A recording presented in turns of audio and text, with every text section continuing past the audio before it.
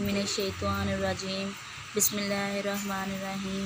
अस्सलाम वालेकुम प्यारे दोस्तों, उम्मीद है कि आप सब खैरियत से होंगे, ठीक ठाक होंगे। तो प्यारे दोस्तों, welcome to back my YouTube channel daily Desi Pakwan के साथ मैं हाज़िर हूँ। आज हम आलू भिंडी बनाएंगे। तो प्यारे दोस्तों, वीडियो शुरू करने से पहले मेरे चैनल को सब्सक्राइब कीजिएगा, लाइक कीजिएगा और बेल आइकन के बटन को ज़रूर क्लिक कीजिएगा ताकि मेरी आने वाली हर वीडियो आप तक पहुंच सके। तो प्यारे दोस्तों, भिंडी बनाने का अमल हम शुरू करते हैं। ये देखिए, हमने कढ़ाई रखी है, फ्लेम को हमने जला दिया है। अब हमने घी डाला है इसमें। हमने भिंडियों को भूनना है, फ्राई करना है इसमें। घी ऊपर गरम करने के लिए रखा हुआ था, जब गरम हो गया अब हम इसमें भिंडियाँ ऐड करेंगे। थोड़ी थोड़ी सी हम इसमें भिंडियाँ ऐड करेंगे, फ्राई करेंगे ये हमने इस तरह इन सबको डाल के फ्राई कर लेना है। वो दूसरे तरीके से भी बनते हैं, लेकिन आज हम आपको इस तरीके से बनाना बताएंगे। इस तरीके से बहुत ही अच्छे किस्म की भिंडियाँ तैयार होती हैं, नहाई थी बहुत अच्छे तरीके से। मेरे उन तमाम व्यूवर्स का शुक्रिया अदा करती हूँ, बहुत बहुत शुक्रिया जिन्होंने हमारे चैनल को लाइक किया, अच्छे अच्छे कमेंट दिए, उन सब का बहुत बहुत शुक्रिया। इसी तरह हमारी हौसला अफजाई करते रहें और हमारे चैनल को लाइक करते रहें, पसंद करते रहें, शेयर करते रहें।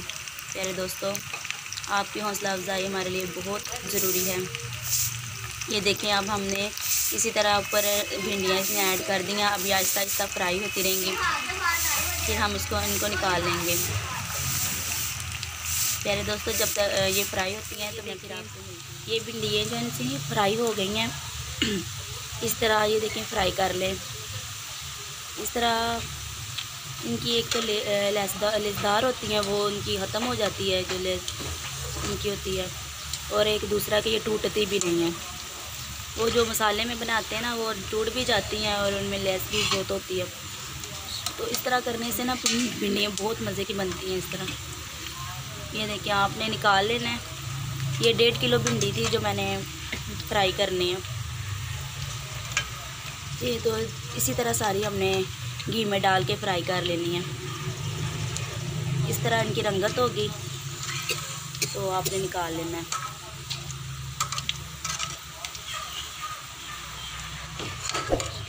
देखिए दोस्तों, ये 1.5 किलो भिंडियाँ थी जो हमने फ्राई कर ली है सारी की सारी।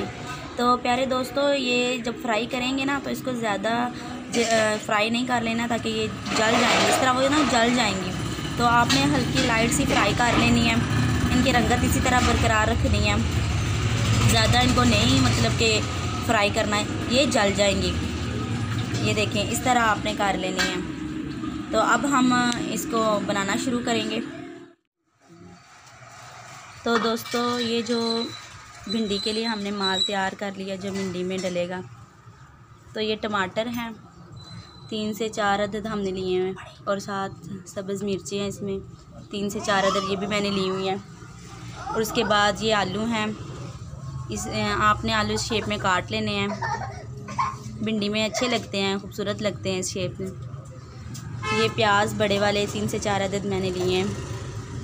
और उसके बाद ये मसाला जो आता है, इसमें ज़ीरा है, उसके बाद ये नारदाना है। नारदाना इसलिए डाल रहे हैं कि इससे तो एक गैस भी नहीं होती, और दूसरा ये है कि इससे भी भिंडी टूटती नहीं है नारदाना डालने से, और थोड़ी सी खटास वगैरह आ जाती है भिंडी में। उसके बाद ये लहसुन अदरक का पेस्ट है, और इसमें हमने सूखा धनिया भी ऐड किया हुआ है, उसका भी पेस्ट है, मिक्स है। उसके बाद ये 1/2 टीस्पून हल्दी है, नमक हस्बे ज़रूरत हस्बे ज़ायका आप इसमें डाल सकते हैं। और उसके बाद ये मिर्चें हमने 1 टीस्पून ली है। अगर आप ज़्यादा खाते हैं तो उसमें ज़्यादा भी ऐड कर सकते हैं, अगर कम आप मिर्चें पसंद करते हैं खाना तो आप इसमें कम भी ऐड कर सकते हैं, अपने मतलब कि आप टेस्ट के मुताबिक ये ना डाल सकते हैं। तो ये चीज़ें थी जो हम अब भिंडी में ऐड करेंगे। तो प्यारे दोस्तों, अगर आपको वीडियो में कोई चीज़ समझ नहीं लगती, जिस चीज़ का पता नहीं चलता किसी की चीज़ की मिकदार का, तो आप कमेंट में हमसे पूछ सकते हैं, इंशाल्लाह हम आपको उसमें बताएंगे। चलें दोस्तों, अब हम शुरू करते हैं भिंडी बनाना। अब इसमें प्याज डाल लिया है, हमने सारा प्याज नहीं डाला, इसमें थोड़ा सा प्याज डाला है। یہ جو ہم نے تھوڑا سا پیاز اس میں ڈالا ہے نا، یہ مسالے کے لیے، بھنڈی کے مسالے کے لیے ڈالا ہے، یہ ہم مسالہ بنائیں گے، اور جو باقی پیاز ہے وہ ہم بھنڈی ڈالنے کے بعد ایڈ کریں گے اس میں۔ یہ اب ہم اس میں مسالہ جات ایڈ کرنے لگے ہیں، یہ ساری چیزیں جو میں نے آپ کو بتائی تھی۔ یہ دیکھیں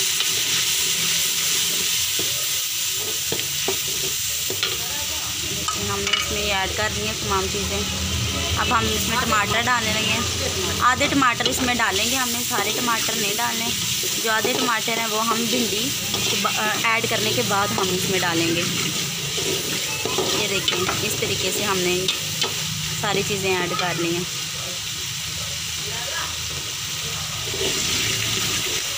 یہ آج کا آپ نے اس کو اس طرح بھون دینا ہے مسالے کو، جتنا زیادہ مسالہ آپ بھونیں گے اتنے زیادہ ہی ہانڈی جو ہم سے ٹیسٹی بنے گی، اچھی بنے گی۔ یہ ساتھ ساتھ آپ نے تھوڑا سا پانی بھی لگاتے رہنا ہے تاکہ نیچے نہ لگ جائے مسالہ۔ یہ دیکھیں یہ دیکھیں اس طرح کا مسالہ ہونا چاہیے۔ یہ ہم نے اب مسالہ اس کا بھون لیا، اس میں ہم آلو وغیرہ جو پیاز ہے وہ ایڈ کریں گے۔ یہ دیکھیں ہم نے اس میں پیاز ڈال لیا، جو رہ گیا تھا، جو باقی بچ گیا تھا وہ پیاز ہم نے اب اس میں ایڈ کیا ہے۔ تو تھوڑا پیاز تھا اس کو پہلے ہم نے مسالے کے لیے تیار کیا تھا، بنایا تھا، اب یہ جو رہ گیا تھا پیاز باقی بچ گیا تھا وہ ہم نے اب بعد میں آلو کے ساتھ ہم نے ایڈ کر دیا اس میں۔ یہ دیکھیں اب اس کو ہم تھوڑا سا نرم ہونے دیں گے پیاز کو، جو ہم نے بعد میں ایڈ کیا ہے۔ یہ دیکھیں اس طرح، یہ دیکھیں یہ ہمارا پیاز نرم ہو چکا ہے۔ اب ہم اس میں بھنڈیاں ایڈ کریں گے۔ بسم اللہ۔ یہ دیکھیں ہم نے اس میں بھنڈیاں ایڈ کر دی ہیں، اس طرح مکس کر لینا ہے مسالے کے ساتھ۔ اس طریقے سے بھنڈی بنانے سے بہت ہی اچھی بھنڈی بنے گی، بہت ہی مزے کی۔ آپ اس طرح ٹرائی کیجیے گا، آپ کو بہت ہی اچھی لگے گی۔ ہاں اب ساتھ ہی ہم اس میں وہ ٹماٹر جو کٹے ہوئے تھے، ہری مرچیں تھیں، وہ بھی ہم نے اس میں ایڈ کر دی ہیں۔ یہ دیکھیں اب ہم نے یہ سارا کچھ ایڈ کر لیا، ٹماٹر وغیرہ سارا کچھ ایڈ کر لیا تھا۔ اب ہم اس کو دم کے لیے رکھ دیں گے اوپر ڈھکن دے کر۔ تو دوستو اب ہم اس کو 5-6 منٹ تک دم پر ہی رہنے دیں گے۔ دیکھیں ہماری بھنڈی تیار ہو گئی ہے، ماشاءاللہ دیکھیں کتنی پیاری لگ رہی ہے دیکھنے میں، اور ماشاءاللہ اس کی رنگت بھی دیکھیں کتنی پیاری ہے۔ تو میں نے جیسے کہ آپ کو بتایا تھا فرائی کرنے سے بھنڈی ٹوٹتی نہیں ہے، تو جیسے آپ دیکھ سکتے ہیں کہ یہ بھنڈی ٹوٹی بھی نہیں ہے، اسی طریقے سے ہے۔ آپ بھی گھر میں اسی طرح فرائی کر کے ٹرائی کیجئے گا، تو انشاءاللہ دیکھیے گا بہت ٹیسٹی آپ کو لگے گی، بہت ٹیسٹی بنے گی۔ تو آلو بھی دیکھیں اس میں کتنے اچھے لگ رہے ہیں۔ آلو ڈالنے کا مقصد یہ تھا کہ بھنڈی کے ساتھ آلو بہت ہی مزے کے لگتے ہیں، بہت ہی اچھے لگتے ہیں۔ تو دوستو یہ تھی ہمارا آج کی ڈش بھنڈی، آلو بھنڈی جو ہم نے تیار کر لی ہے۔ تو دوستو آپ ہمارے چینل کو سبسکرائب کر دیجیے گا، لائک کر دیجیے گا، اور بیل آئیکن کے بٹن کو ضرور دبا دیجیے گا، ہماری آنے والی ہر ویڈیو آپ تک پہنچ سکے۔ تو دوستو ایک مرتبہ پھر میں شکریہ ادا کرتی ہوں تمام ویورز کا جنہوں نے ہماری ویڈیو کو پسند کیا، لائک کیا۔ اسی طرح ہم مزید کوشش کریں گے آپ کو اچھی اچھی ڈش بنا کر دکھائیں، بتائیں، اور مزید ہم اپنی ویڈیو کو اچھے بنائیں۔ تو شکریہ دوستو، اللہ آپ کے کھانوں میں، ہمارے کھانوں میں برکت ڈالے، تو اللہ تعالیٰ آپ کو اپنے رضا ایمان میں رکھے، آمین فی ایمان اللہ۔